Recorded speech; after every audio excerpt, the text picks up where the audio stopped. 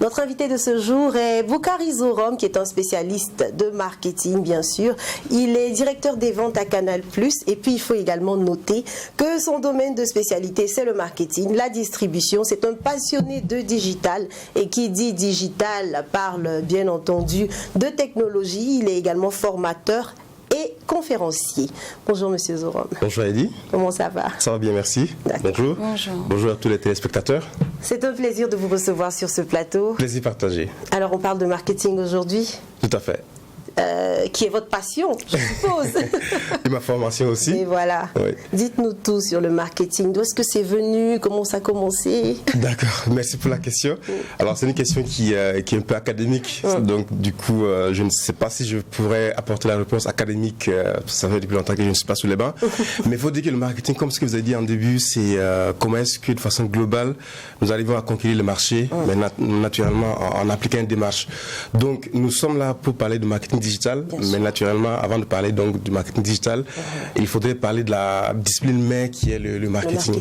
Donc le marketing, c'est un concept qui a beaucoup évolué et qui suit un peu l'évolution de l'homme, ses modes de consommation, sa technologie. On se rappelle qu'après la Deuxième Guerre mondiale, le monde occidental était ruiné, je vais dire ça comme ça.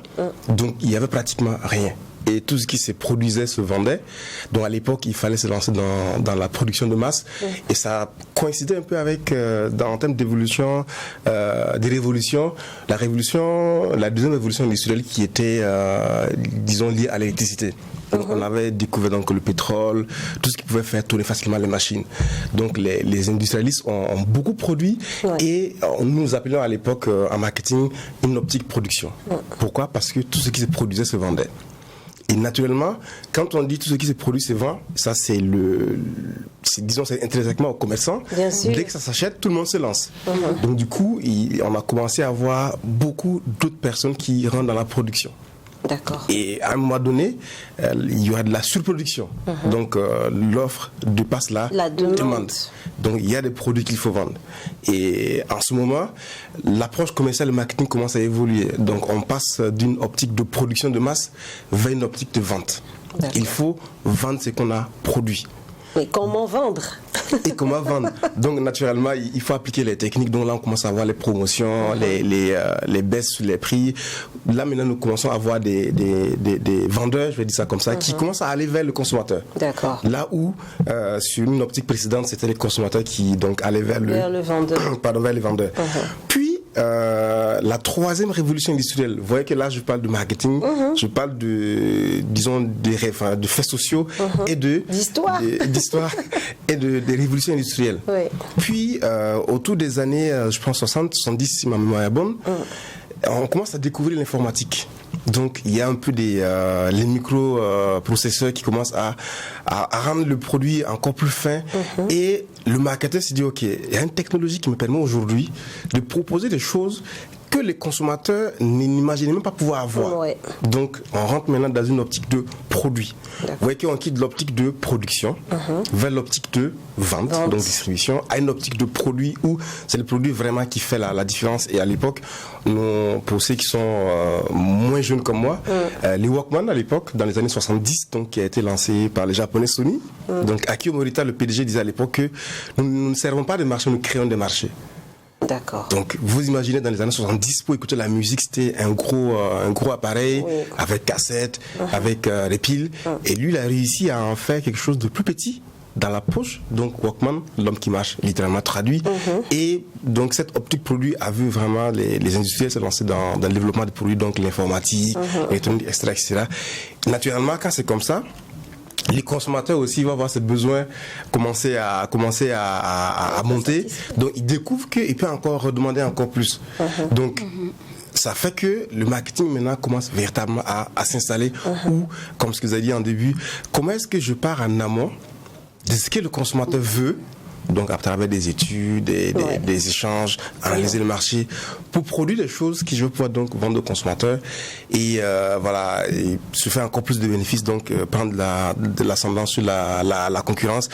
Mais le consommateur est encore plus demandant. Bien sûr. Puis on commence à voir apparaître un peu des concepts de marketing sociétal où les consommateurs, au-delà de s'inquiéter de son besoin, commencent à s'inquiéter de la planète, du bien-être. Donc le marketing social donc qui vise à se dire ok, oui, nous produisons, oui, nous vendons, on se fait de l'argent, mais comment est-ce que derrière je redonne disons aux populations, comment est-ce que je me soucie de la protection de l'environnement, etc., etc. Donc tout ça, ce sont les 4 grandes phases de l'évolution du marketing. Puis maintenant, dans les années 2000, au-delà de l'évolution technologique, la révolution permet que, à une époque, quand on faisait de la publicité, je suis assis devant ma télé, la publicité passe, je suis plutôt passif. Je regarde, si ça me convient, je vais payer, si ça ne me convient pas, je n'achète pas. Et en plus, si je veux réagir, je ne peux pas.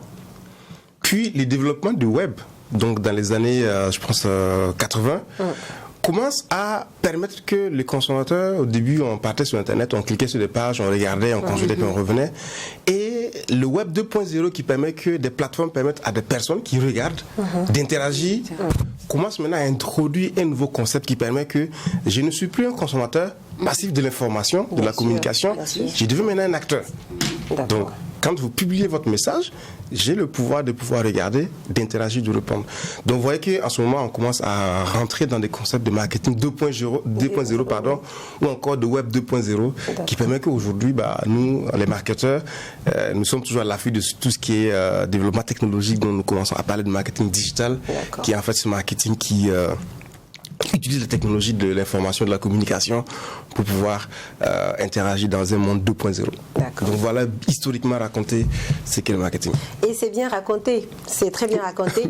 J'imagine en fait maintenant que la grande définition, je vais donner ça de façon globale comme ça, du marketing digital, c'est le marketing qui est mené donc par les réseaux sociaux avec l'outil informatique. Exact, c'est le marketing qui est mené en utilisant les techniques de l'information, de la communication, parce que le marketing reste marketing. Donc ce n'est pas une nouvelle forme de marketing en tant que tel, mais c'est l'utilisation des technologies de l'information, de la communication d'une façon globale du digital pour pouvoir répondre aux objectifs du marketing. Et on sait que le marketing a essentiellement des objectifs. Premièrement, satisfaire les clients et deuxièmement, créer de la valeur pour l'entreprise. Je précise ça parce que des fois, nous les marketeurs, nous avons tendance à vouloir être des beaux parleurs.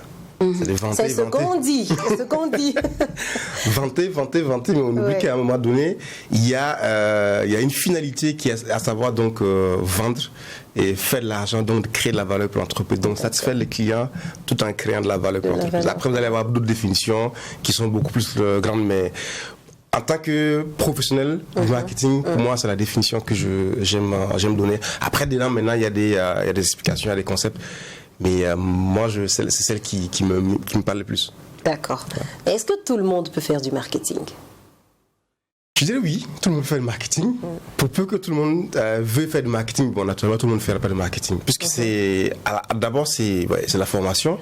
Et ensuite, c'est la démarche et ce qu'on a comme état d'esprit. Parce que des fois, l'homme de marketing, c'est celui effectivement qui des fois peut être lent. Quand je dis être lent, pendant que, puisque tout à l'heure, quand vous définissez mon profil, vous avez dit que donc, je suis aussi bien marketeur que vendeur. Donc, l'homme de marketing, c'est celui qui va prendre 3-4 ans pour construire une marque, par exemple. Donc, pendant ce temps, vous ne voyez pratiquement rien. Les ventes ne sont pas élevées, mais derrière, il y a un gros boulot qui est fait de consolider et de créer quelque chose, une émotion, des liens émotionnels entre des populations, je ne dirais pas des consommateurs, entre des populations et une entreprise, un produit, un concept, etc., etc. Et à partir de cet instant, lorsque cette construction prend, ça permet de pouvoir bâtir sur le long terme. C'est ça un peu qui fait le marketing. Donc, est-ce que on est tous patients, on est tous capables d'être patients, de pouvoir suivre, prendre 3-4 ans pour construire. À côté, il faut vendre. C'est pour cela naturellement que le travail ou encore l'entreprise organisée, où vous avez donc les départements marketing qui construisent la marque et sur la durée, et les départements vente dont l'objectif c'est essentiellement de pouvoir faire des opérations commerciales et faire des ventes sur de la courte durée. D'accord. Des fois, sur les réseaux sociaux, on voit des petits commerçants, dont j'en fais partie, qui postent certains articles qui vantent le produit et qui, bien entendu, donnent le prix, qui essaient de vendre. Est-ce qu'on peut appeler ça du marketing? Oui, c'est du marketing. Maintenant, il n'est pas nécessairement structuré.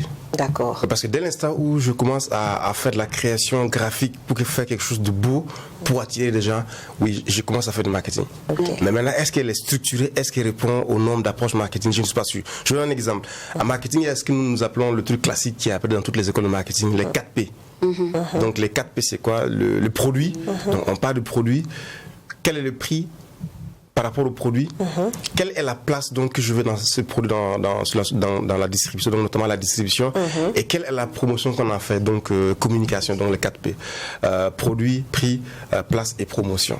D'accord. Avant de publier que je vends par exemple du maquillage sur Facebook, sur quelle base je vais choisir que je vais cibler des hommes ou encore des femmes? D'accord. Sur quelle base je vais choisir que je vais cibler des hommes de 40 ans en allant? Donc, tout ça doit partir d'abord d'une approche marketing. Mais je ne suis pas sûr que ce que nous faisons aujourd'hui se faire sur les médias sociaux, c'est véritablement du marketing en tant que tel. Voilà. Okay. Vas-y. Comment je veux savoir, est-ce que c'est pas coûteux, le marketing digital? Non, il n'est pas coûteux. Il n'est pas coûteux pour la simple raison qu'aujourd'hui, par rapport au marketing classique, donc je vais appeler ça comme ça, à partir de 2500 francs, comme ce que Heidi disait, je peux créer de la publicité. Donc, en tant que tel, il n'est pas coûteux. Ça, c'est pour faire la communication. Cependant, là où les coûts commencent à pouvoir être importants, c'est sur la partie création. D'accord. Parce que le marketing digital aussi, c'est c'est essentiellement l'image et la vidéo. Donc, les statistiques indiquent que aujourd'hui, je pense d'ici 2022-2021, selon Cisco, 80% de ce qui est consommé sur Internet va être de la vidéo. Et quand vous êtes dans les médias, vous savez combien coûtent les caméras professionnelles, vous savez combien coûtent les créations de publicité. Et surtout que ce sont des formats assez spécialisés qui demandent un certain niveau de connaissances, de technicité, qui font que oui, à la création, ça peut être coûteux, mais lorsqu'on commence à dérouler, c'est pas coûteux. Et surtout que, en termes de... Nous également, en marketing, il y a un point qui est important, c'est la capacité à pouvoir suivre ce qu'on fait en termes de performance. Quand je lance une publicité, qui est-ce qu'elle touche? Combien de personnes ont réagi? Combien de personnes ont entrepris une action d'acheter ou encore de souscrire à remplir un formulaire? Donc le marketing digital aujourd'hui, avec l'ensemble de tout ce qui est mis comme technique, permet facilement aux annonceurs de pouvoir avoir ces éléments. Donc du coup, quand on fait le rapport sur le prix par rapport à ce que l'outil nous permet de faire, je ne dirais pas que c'est coûteux. Parlons de suivi. Ce qui signifie que ça demande beaucoup de temps. Être un community manager, ça demande qu'on soit tout le temps actif comme ça sur les réseaux sociaux, tout le temps. Alors, pas nécessairement. Pas nécessairement, parce que tout dépend de comment est-ce qu'on est organisé. Encore une fois, de plus, le community management, c'est vrai qu'on n'est pas encore entré dans les sujets même des composants du marketing digital, mais le community management, à lui-même, il a beaucoup de variantes. Ou encore, et ça dépend de ce que chaque organisation décide de confier comme tâche à son community manager. Donc, le community manager, c'est lui qui gère un peu la réputation de la société sur Internet. Donc, il peut être la personne qui gère essentiellement les médias sociaux. Donc, en ce moment, on l'appelle couramment social media manager. Okay. Donc les plateformes Facebook, Twitter, Instagram, etc. Donc lui, son rôle essentiellement, c'est de gérer ça. Même dans cette gestion, qu'est-ce qu'on lui confie comme activité? Est-ce que c'est juste de publier ou encore de répondre aux commentaires ou même de traiter les demandes? À ce moment, on est en train de quitter d'une simple communication en publiant à faire de la relation clientèle. Donc, ce qu'on appelle également le social care. Donc, quel est son rôle? Il faut que l'organisation définisse, parce qu'effectivement, des gens, des fois, publient, mais après, disparaissent. Oui. Alors qu'on sait que ce qui caractérise fondamentalement le digital, c'est l'immédiateté. Je ne sais pas si le mot existe en français ou pas. Je veux que quand je demande quelque chose, dans la minute qui suit, je suis servi, sinon je bascule ailleurs. Exactement. Est-ce que celui qui a publié est là pour répondre? Donc c'est là où l'organisation, en mettant en place une approche, une politique du digital, comment est-ce qu'il définit les rôles? Il y en a pour qui il y a ceux qui publient, il y a ceux qui répondent aux commentaires, il y a ceux qui traitent les demandes en inbox, comme on le dit couramment.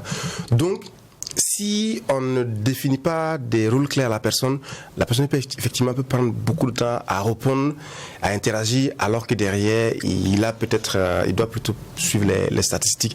Donc, ça peut prendre beaucoup de temps si on n'est pas organisé, mais ça peut laisser le temps de faire plein d'autres choses si on est organisé et si on arrive à confier des tâches précises à la personne. Dans certains cas, dans certaines sociétés, le community manager également gère la partie web. D'accord. Donc, quand il y a une alerte sur la société, sur Internet, là maintenant je quitte les plateformes de médias sociaux comme Facebook et autres. Je vais maintenant sur le web classique. Quand quelqu'un sur son site critique, par exemple sur un journal, on critique encore, on donne des points positifs à une société qui est capable de capter cette information et de la traiter. Donc tout ça, ce sont des rôles qui sont définis, mais encore une fois de plus, il faut savoir ce qu'on veut et il faut définir clairement quels sont les rôles de ce que je veux que mon community manager puisse pouvoir faire pour ma société. Elie a posé une question, à savoir si le marketing digital n'est pas en train de tuer le marketing classique. Je dirais que non. Non. Non. Même si certaines techniques commencent en termes d'investissement, parce que après c'est la publicité également, c'est des coûts. En termes d'investissement aujourd'hui, on partage les coûts sur les approches digitales et les approches classiques. Mais pour moi, le marketing digital ne peut pas tuer le marketing classique. D'autant plus qu'à un moment donné, il faut aller parler quand même aux gens. Même si on est derrière un ordinateur et qu'on fait on active la publicité, on suit le consommateur. Rien que l'approche one-to-one, donc en marketing opérationnel, il faut descendre sur le terrain, il faut parler aux gens, il faut les convaincre. On est toujours dans du marketing. Donc pour moi, non, le marketing digital n'est pas tuer le marketing classique. En tout cas, pas dans nos contrées. Parce que dans nos contrées, ça reste quand même, on a encore du chemin à faire, même si en termes de développement, de toute façon, on va revenir sur ça au cours de nos entretiens dans les jours à venir. On a encore du chemin à faire quand on voit le développement fulgurant des utilisateurs, des outils pour pouvoir y accéder. Mais dans d'autres pays, effectivement, de moins en moins, par exemple, vous voyez des billboards, donc les grands panneaux qu'on a au bord de la route et tout se fait essentiellement sur le téléphone, donc la publicité est envoyée sur le téléphone ou encore les tablettes, encore l'ordinateur. Mais la télévision qui fait partie, je dirais, des outils de communication classiques, quand vous regardez les chaînes internationales, les annonceurs continuent à faire de la publicité sur la télévision. Donc non, pour moi, ça ne pourra pas tuer. Ça se complète. Ça donne encore plus de facilité, de flexibilité, mais tuer, non, c'est pas possible. D'accord. Ouais. Monsieur Zorom, on parlait tantôt de définition des rôles de chaque acteur. Ouais. J'aimerais savoir si il est déconseillé que le créateur du produit joue lui-même le rôle de marketeur en fait. Si je parle des réseaux sociaux, est-ce qu'il est celui-là qui doit faire le social car ou bien il faut prendre quelqu'un, un spécialiste par exemple pour ça? Moi je dirais qu'il faut prendre quelqu'un. Parce que si vous êtes le concepteur, le créateur, donc l'entrepreneur, je vais dire ça comme ça, à un moment donné, vous avez besoin encore d'aller parler à des partenaires, de penser plutôt au développement de votre affaire, autrement en cherchant des investissements, en cherchant de la relation, et de laisser la gestion, la partie community manager à des spécialistes. Encore faut-il même que celui qui sont le créateur du concept soit un bon community manager. Parce qu'avant un téléphone, pouvoir publier, il ne faut pas devenir un community manager. Quand vous publiez, qu'est-ce que vous voulez dire? Alors que c'est ce qu'on voit couramment. Non, mais sérieux. Quand vous publiez, vous voulez dire quoi? À qui? Quel est le comportement que vous voulez modifier chez la cible? Ou encore, quelle est l'action que vous attendez de la cible? Je ne suis pas sur les gens, il y a beaucoup pour qui je vais juste publier, les gens ils vont m'appeler. Enfin, oui, ça peut faire beaucoup de likes, ça peut faire beaucoup de commentaires parce que ce que vous avez publié est beau, mais réellement, à la base, c'est quoi votre objectif marketing en faisant la publication? C'est quoi l'impact que vous recherchez? Donc, si vous êtes un entrepreneur, si vous êtes un propriétaire du restaurant, etc., c'est bon de vous essayer quand même pour connaître pour demain pouvoir donner les bonnes instructions, savoir lire les indicateurs, savoir comprendre ce qu'on vous raconte, parce que des fois aussi, quand vous ne comprenez pas ce qu'on vous raconte, très facilement, vous pouvez vous faire avoir. Mais vouloir être vous-même le producteur, le community manager, le livreur. C'est ce que je gère un peu. Moi, tout à l'heure, il disait que tout le monde pouvait faire du marketing. Mais lorsqu'il s'agit d'être faire du marketing digital, je crois qu'apparemment, c'est très différent. Tout le monde ne fait pas. Est-ce qu'il y a une école spécialisée pour ça ou il y a une formation typique pour être un bon community manager? Oui, il y a une formation. Alors, je n'ai pas dit que tout le monde ne peut pas faire du marketing digital. Tout le monde peut faire du marketing digital. Cependant, tout le monde ne va pas faire tout ce qui est du marketing digital. Ok. Aujourd'hui, moi, je ne fais pas tout du marketing digital. Okay, j'ai ce que je fais, j'ai comment est-ce que, enfin, il y a ce que j'apporte, mais je ne fais pas tout. Par exemple, le community management, je ne l'avais fait à une époque, mais aujourd'hui, je ne le fais pas. Mon rôle ne me permet pas nécessairement de m'asseoir pour faire du community management. Donc, il y a plutôt des gens qui le font. Donc, tout le monde peut le faire. Il faut effectivement se former. Et à mon avis, l'un des défis justement du Burkina, c'est la partie formation. Okay. C'est une discipline à part, avec ses techniques et ses méthodes. Des fois, je ne sais pas si vous faites attention, mais vous avez des gens qui font de la publicité sponsorisée sur des publications avec des abréviations et des fautes. Il y a un problème. Il y a un problème. Quand vous lisez ça, ça vous dit quoi? C'est comme si je fais un panneau et j'écris bonjour BJR. Ça peut se faire si ça répond à un objectif marketing. Mais si c'est parce que en causant avec des amis, j'abrège, je vais faire la même chose sur Facebook ou encore sur Twitter, encore sur Instagram. Pour quelque chose qui me donne à manger. Exact. Donc, je ne le fais pas exprès, mais est-ce que je sais l'impact que ça fait en le faisant? Donc, c'est ça souvent qui fait que oui, on a besoin de formation et de se spécialiser. Et le marketing digital ne se limite pas qu'aux réseaux sociaux. De toute façon, demain, on va revenir énormément en long et en large. Les concepts sont, je dirais, abyssales. Il y en a tellement. Et tous les jours, ça va tellement vite que si on pense que faire du marketing digital, c'est seulement sur Facebook et puis répondre aux commentaires, beaucoup de gens se trompent. Donc oui, tout le monde fait du marketing digital, mais attention, il faut à un moment donné donc savoir choisir les canaux, savoir pas se spécialiser, mais savoir comment on se dit en fonction de ce que je cherche, quel est le canal qui répond à ce que je cherche et comment est-ce que je vais m'y prendre pour le faire. D'accord. Je veux quand même qu'on parle de la cible. Vous avez employé le terme tant soit peu, la cible. Est-ce que vous avez parlé également de ces personnes-là, du marketeur qui peut être lent, c'est-à-dire qui prend beaucoup de temps, 3-4 ans, à monter son projet, à essayer de créer une marque. Est-ce que la cible doit être identifiée avant la création du produit, ou est-ce que le produit est créé et après on identifie le besoin de la cible et on essaie de le vendre? Les deux peuvent aller ensemble. Mais naturellement, si vous allez sur une démarche marketing qui veut que vous allez d'abord des études et de segmenter votre marché en des segments homogènes, donc ce sont des groupes qui présentent plus ou moins les mêmes caractéristiques sociaux, économiques, etc., social, économiques, etc. Donc vous avez déjà votre marché que vous avez divisé, donc comme là on a je ne sais pas si les spectateurs tout ça voient, mais on voit des trucs carrés, ronds, avec des couleurs différentes. Donc ça peut être mes segments. D'accord. Et moi, par rapport au produit que je suis en train de faire, et dans les études, quel est le segment qui est porteur pour moi, où je peux avoir de l'argent, ou encore où je peux faire des performances. Donc j'ai choisi mon segment qui est en réalité ma cible. Donc avant déjà d'aller sur le marché et lancer mon produit, je connais déjà les segments que je vais attaquer et je connais la cible. Et justement, dans mes études, la cible a dit qu'elle veut acheter le produit dans un intervalle de prix entre A et B. Elle veut que le produit soit distribué dans tel ou tel endroit. Elle veut que le produit soit etc. Donc je connais ma cible avant d'y aller. Bien sûr. Et je me lance. Mais des fois aussi, on disait tout à l'heure que dans les années 70, avec les développements informatiques et électroniques, les producteurs sont plutôt allés sur des autres produits. Vous avez des gens également qui ils ont un éclat de génie, ils fabriquent un produit. À la base, il n'y a même pas de cible en tant que tel. Mais eux, par rapport à leur propre expérience, par rapport à leur vécu, par rapport à un problème qu'ils veulent résoudre, ils étaient capables de mettre en place un concept. Maintenant, en mettant les concepts, des fois il faut les tester, et ça également, les marketing digital permettent de faire des tests, ce qu'on appelle les tests AB.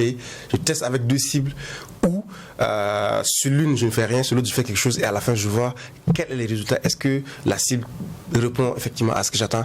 Donc à la base je n'avais pas de cible, à la base je n'avais qu'un produit, mais je peux aussi commencer à vendre sans nécessairement avoir une approche, sinon je vais prendre du temps et je vais perdre mon temps, je vais dire ça comme ça.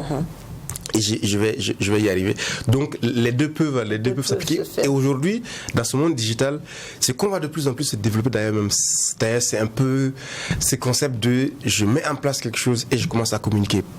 C'est pas forcément je ne prends pas de temps dans les recherches, j'ai un éclat de génie, je lance les concepts. Ils appellent ça un peu, le terme un peu barbare anglo-saxon, growth hacking. C'est-à-dire que je pirate la croissance. D'accord. Le temps que je veux prendre en 4-5 ans pour développer, de façon disruptive. En 2 ans, je me lance. Vous prenez Facebook. Facebook est de 2014, donc n'a que, je pense, 15 ans. Aujourd'hui, c'est phénoménal. Snapchat, c'est, je pense, 2012. C'est phénoménal.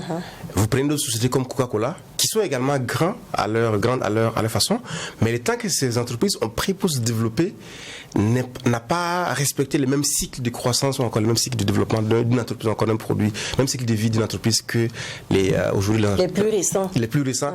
Et les riches aujourd'hui, les entreprises les plus riches aujourd'hui sont dans le digital. Facebook, Amazon, Apple, Samsung et autres. C'est vraiment des entreprises qui sont baignées dans cet univers où la croissance va très très vite. Cela dit, ça n'empêche pas que l'approche marketing classique ou encore l'approche marketing mais demande qu'on développe la marque. Quand on dit aujourd'hui Apple, ça vend tout seul. Quand on dit Samsung, il y a des gens qui ne jouent que par ça. C'est bon, ce n'est pas bon. Ils ne jouent que par ça parce que derrière, il y a un travail qui a été fait de pouvoir créer ces liens presque indéfectible entre une marque et des populations qui sont prêts à tout consommer, deviennent des ambassadeurs, des défenseurs. Et à côté, l'entreprise également lance des produits, vend des services qui trouvent un marché qui est déjà conquis. D'accord. En tout cas, merci pour la journée d'aujourd'hui. On a beaucoup appris en ce qui concerne le marketing en général et le marketing digital en particulier. Demain, on va entrer dans le vif du sujet. On parle de marketing digital et on verra donc les différentes composantes de ce marketing-là. Lynn, c'est fini pour aujourd'hui. On se dit à demain. Bonne journée à tous et bonne suite de programmes sur la télé interactive. Monsieur Zorom, merci d'être passé sur plaisir. Merci.